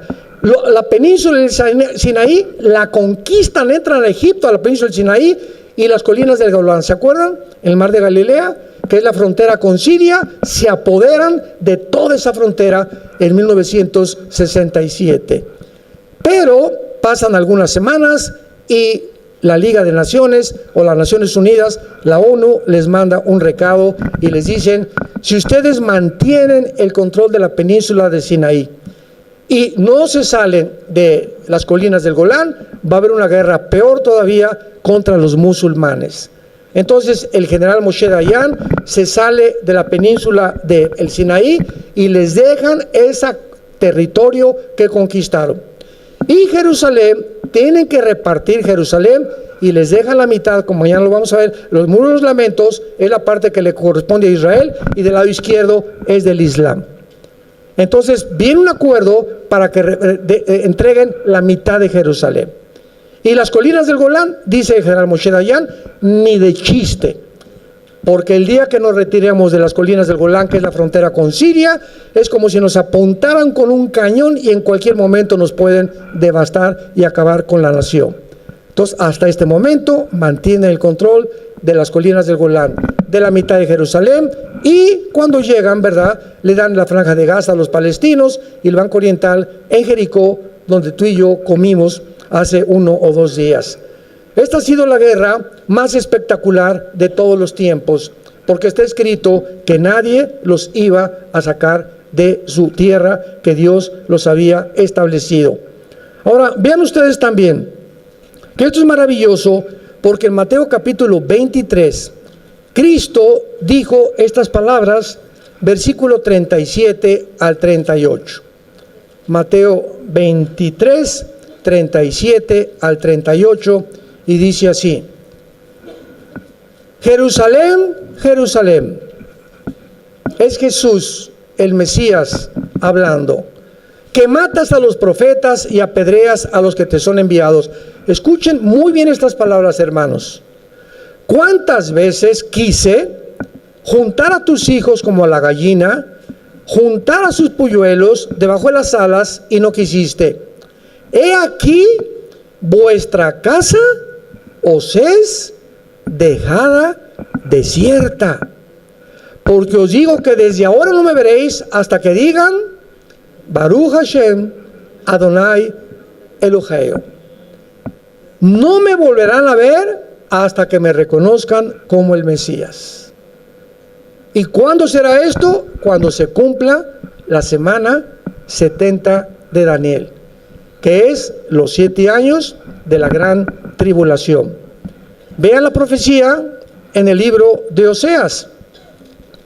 En el libro de Oseas, que está junto a Daniel, vean ustedes qué profecía en el capítulo 3 de Oseas se hizo 700 años antes de Cristo. Oseas 3, versículo 4. Porque muchos días estarán los hijos de Israel sin rey, sin príncipe, sin sacrificio, sin estatua, sin efod y sin terafines. Cristo muere, les dice, van a quedar desiertos, no me vuelven a ver. Yo me regreso al Padre y no voy a regresar hasta que cuando regrese ustedes sepan y me reconozcan que yo soy el Mesías. Entonces Cristo se va al cielo y Dios forma la iglesia y Israel queda ahorita bajo el juicio de Dios. Actualmente Israel no es la nación de Dios. En Cristo no hay judío, ni griego, ni italiano, ni español, ni mexicano. Ahora me decía nuestro guía, entonces el judío, ¿qué es actualmente? Digo, los que se acepten como el Mesías forman parte de la iglesia. Y la iglesia está formada actualmente por judíos mesiánicos que han aceptado a Jesús. Un judío ahorita que acepta a Jesús forma parte de la iglesia. Como el capitán del barco en Galilea que se presentó y dijo que él creía en el Mesías, es judío, él forma parte de nosotros, de la iglesia. Así que nosotros, me preguntaron también, ¿y por qué no te haces tú judío? Le digo, porque ya lo somos. ¿Cómo que ya son ustedes judíos? Sí, porque la palabra judío significa el que alaba. Y Jesús dijo, Dios mi Padre busca a los que le alaban y adoran en espíritu y en verdad. Y ahora la iglesia somos los únicos que alabamos a Dios en espíritu y en verdad. Somos los verdaderos judíos. Espiritualmente, no tengo que hacer un juramento al judaísmo ni ponerme la kipá para poder identificarme con Israel. Dios sabe quiénes somos nosotros, pero hemos dicho y nos hemos cansado, Dios no ha acabado con Israel. Viene por ellos y todo esto que estamos haciendo, visitando y llenando esta tierra con todo aquí, con los cristianos, no se imaginan el testimonio que estamos dando, principalmente a los guías. Están asombrados los guías que sabemos más de teología que ellos. Ellos son expertos en historia y en arqueología y paleontología, antropología, y qué bárbaro, qué lecciones. Hemos recibido lecciones gratuitas, ahora sí, ¿verdad? Incluidas en el viaje, una lección de un maestro todos los días. Yo no me canso de ir, Isaac, cuánto conocimiento tienen por el amor de Dios, pero no pueden meterse a la teología porque aún las vendas no se les caen de sus ojos. Y no entienden muchas cosas que nosotros hemos comenzado a entender. Regresamos a Daniel y en penúltimo lugar dice la Biblia que después de que las murallas sean reconstruidas, se cumplan los 483 años, versículo 26. Y después de las 62 semanas se quitará la vida al Mesías. Profetizado 600 años antes de Cristo. Daniel vivió en el año 680, 683 antes de Cristo. Y dice, mas no por sí. Y el pueblo de un príncipe que ha de venir destruirá la ciudad y el santuario. Y su fin será con inundación hasta el fin de la guerra. Durarán las devastaciones. Y por otra semana, aquí está, la última semana. Los últimos 7 años para que se acaben de cumplir los 490 años o las 70 semanas de la profecía. 7 por 7 son semanas de años, 490 años. Ya se cumplieron 483 y quedó una semana pendiente, que es esta semana. Y esta semana, ¿quién es el que la va a confirmar? El príncipe que ha de venir, que es el anticristo. En el momento que el anticristo confirme, y vean qué interesante lo que dice, el príncipe que ha de venir destruirá la ciudad y el santuario, su fin será con inundación, y por otra semana confirmará. ¡Qué tremendo! No dice, y por otra semana va a afirmar. O sea, el anticristo va a confirmar un pacto. A confirmar significa que ya existía. Abran los oídos. ¿Se acuerdan los acuerdos de Oslo en España? Y después se fueron a España, se fueron a Noruega, se fueron a los países escandinavos, buscando la solución entre Bill Clinton. Hay una foto de Bill Clinton con Isaac Rabin y Yasser Arafat, que fundó el Partido para la Liberación de la Palestina, ¿verdad? Que fue el terrorista número 1 del siglo XX, etcétera, etcétera. Todos han fracasado. Y el presidente Trump, por primera vez en la historia, las únicas naciones árabes que estaban en paz con Israel eran Jordania y Egipto, desde hace 45, casi 50 años. Y después de casi 45, 50 años, cuando entra el presidente Trump invita por primera vez a las naciones árabes para que formen parte del acuerdo de Abraham. E inmediatamente lo confirman los Emiratos Árabes, Bahrein, Marruecos, etcétera, etcétera, y entran bajo Israel y la protección de Israel 4 naciones árabes, algo inconcebible. ¿Cómo ahora los árabes, enemigos de Israel, están pidiéndole ayuda a Israel que quedar bajo su paraguas? Bueno, porque Irán bombardeó hace 2 años algunos pozos petroleros, los judíos bombardearon algunos pozos petroleros, Irán bombardea algunos pozos petroleros de Arabia Saudita, y los árabes dicen, si ahora el presidente Biden ya no nos ayuda, ¿quién nos va a ayudar? Y Arabia Saudita no le quiere entrar porque es la nación más poderosa de la península arábica, porque Arabia Saudita dice lo siguiente: mientras Israel no le permita a los palestinos formar un estado dentro de Israel, un estado palestino y un estado de Israel, no vamos a tener relaciones con Israel. Y Arabia Saudita hasta el momento no ha entrado a los acuerdos de Abraham, y de acuerdo a Ezequiel 38 no va a entrar. Como los chinitos nomás milando, cuando venga la invasión de Rusia van a protestar, nada más a protestar. ¿Por qué a protestar? Porque no van a poder hacer absolutamente nada. Todo está escrito. Aleluya, Señor, bendito sea el Señor Jesucristo y su Padre. Gracias por habernos dejado estas maravillas, esta información que vemos cómo está avanzando todo. Llega Biden y el petróleo no funcionó. Rusia lo está ayudando China con el petróleo y pues ¿qué hacemos? Y ya le cerraron la llave Putin al Nord Stream para que no surte petróleo a Europa. ¿Y qué hace Biden? 3 meses antes, Biden maldijo al jeque, el director, el presidente o el rey de Arabia Saudita. Le dijo que era un maldito porque mató a un periodista y estaban involucrados. Y después de insultar al jeque 3 o 4 meses, el presidente Biden llega a Arabia Saudita a decirle: please, produzcan más petróleo. Y le dice: no, cállese. Y se regresa nunca había pasado esto, se regresa con la cola entre las patas, Biden a Estados Unidos, ¿y qué creen que hace? Le pide petróleo a Maduro. Le pide petróleo a Venezuela. Cuando el presidente Trump estuvo a punto, ¿verdad? Ya casi, no sé si invadir Venezuela, pero le declararon la guerra y lo consideraron como un terrorista a todo el gobierno de Nicolás Maduro en Venezuela. Pues ahora Biden va con Maduro para decirle: danos petróleo. O sea, haciendo la vergüenza, se sale de Afganistán ante una vergüenza impresionante. Dejen a Afganistán al presidente Biden 7-8 billones de dólares de tanques de guerra, de municiones, de ametralladoras, de pistolas. ¿Por qué? Por el miedo que pudiera hacer Afganistán. Y en 2 días la embajada de Afganistán se quedan atrapados todo el personal, y Biden no hace nada por sacarlos. Comienzan a sacar aviones, los afganos quieren huir y comienzan a cerrar todo Afganistán y dejan el ejército y todos los tanques y todo el armamento ante la vergüenza del mundo entero. Estados Unidos está condenado y está bajo el juicio de Dios. Y esto es lo que va a suceder.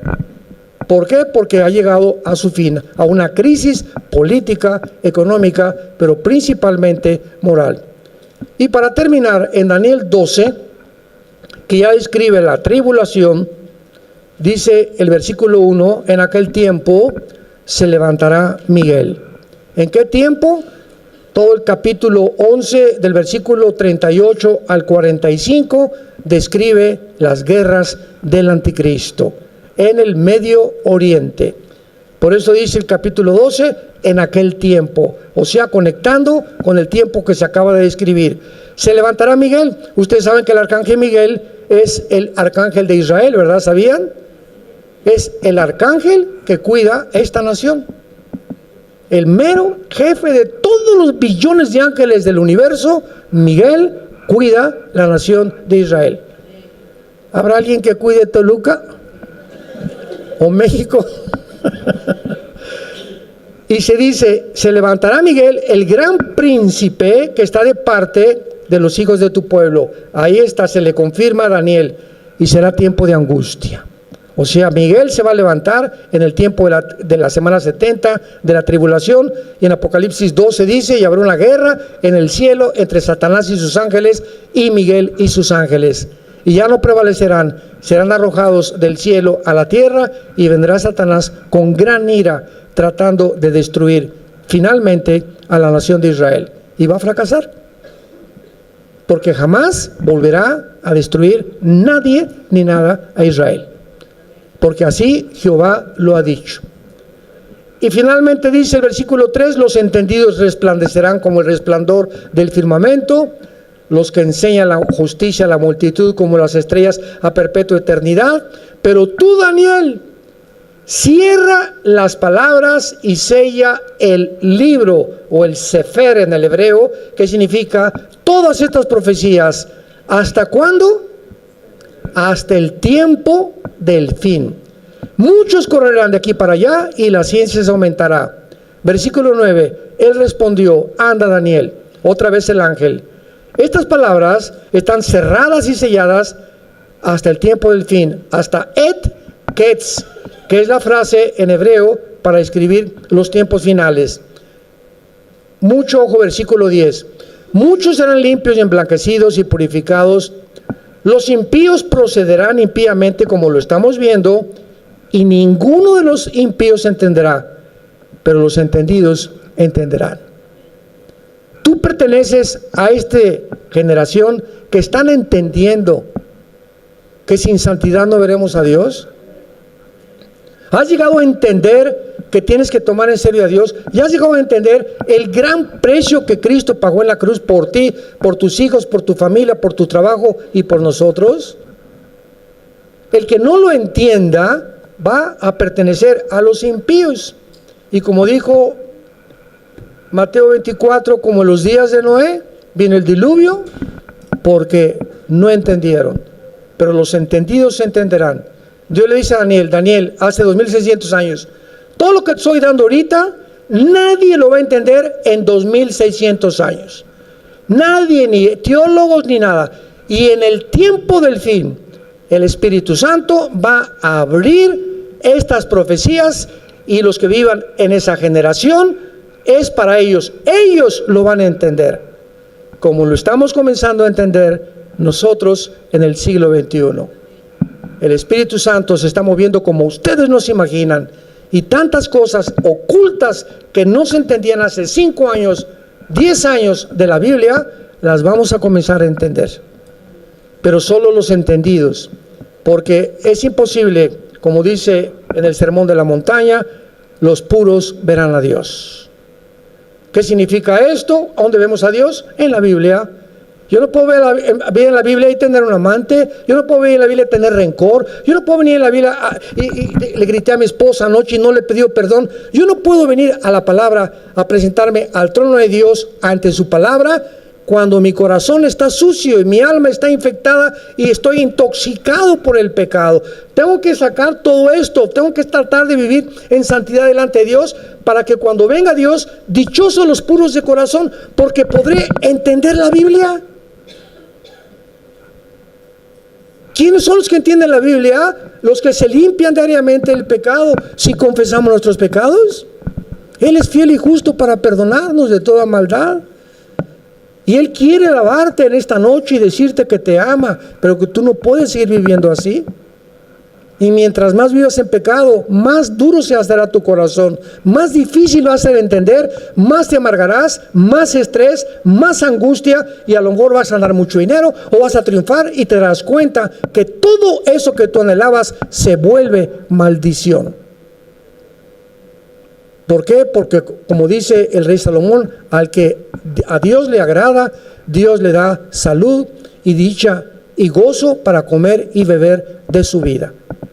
Porque he visto un mal debajo del cielo, aquel al que muchos hombres tienen todo, no les falta nada, pero Dios no les da el don para disfrutar de la vida. ¿En qué categoría te encuentras tú? ¿No quisieran muchos de ustedes que tal vez no tienen a Jesucristo en esta noche venir a la cruz? Yo te invito a que te arrepientas de tus pecados en esta noche, le pidas perdón a Dios por tu vida y le digas que entre a tu vida como tu Señor y como tu Salvador antes que regrese a México, a Chile, a Argentina, mañana o el sábado. Y en el muro de los lamentos verás cantidad de judíos mañana pidiéndole, ¿verdad? Metiéndole papelitos ahí a Dios. Ven por favor, pidiéndole que venga el Mesías. Ellos quedaron ciegos cuando el Mesías estuvo enfrente de ellos. No lo reconocieron. Esta noche el Mesías te ha sido presentado. ¿Lo puedes ver? ¿Puedes discernir qué es la Biblia a través del Espíritu Santo, que es Dios el que te está hablando? Si lo puedes hacer, dichoso seas. Inclinemos la cabeza. Te damos gracias, Señor, por tu palabra. Bendito sea el Dios y Padre de Jesucristo nuestro Señor, que nos ha hecho renacer para una esperanza viva por medio de la resurrección de su Hijo Jesucristo entre los muertos. Gracias, Señor, porque no hay nada perverso ni torcido en tu palabra. Toda ella es recta al que entiende, razonable a los que han alcanzado la sabiduría. En esta mañana, en esta noche, Dios te ha hablado a través de la Biblia, diciéndote que eres pecador y que si tú mueres en pecado, la condenación eterna te está esperando. De cierto os digo, dijo Jesús, que oye el que oye mi palabra y crea al que me envió, no vendrá a esta condenación, sino que pasará de las tinieblas a la luz. Porque de tal manera te ama Dios. Nos ama Dios, que nos ha dado en esa cruz, manifestando su amor, su eternidad, su sabiduría y su odio al pecado. Es tan grande el odio que tiene Dios contra el pecado, que no perdonó a su Hijo Jesucristo. Pero ahora Él quiere perdonarte a ti. Y si tú rechazas, morirás también sin el perdón eterno de tus pecados, alejado de la presencia eterna de Dios. ¿Qué tengo que hacer?, me preguntarás, para poder arreglar mi vida delante de Dios. Número 1, arrepiéntete. Esto es, reconoce que la forma como tú estás viviendo ahorita no le agrada a Dios, que necesitas cambiar de camino e ir en sentido contrario al camino que llevas.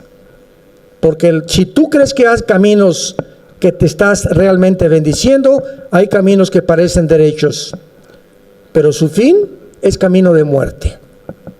Cree que Jesucristo en la cruz pagó con su sangre por tus pecados, que a los 3 días resucitó de los muertos, y simplemente dile en el silencio de tu alma en este momento: Señor Jesús, perdóname.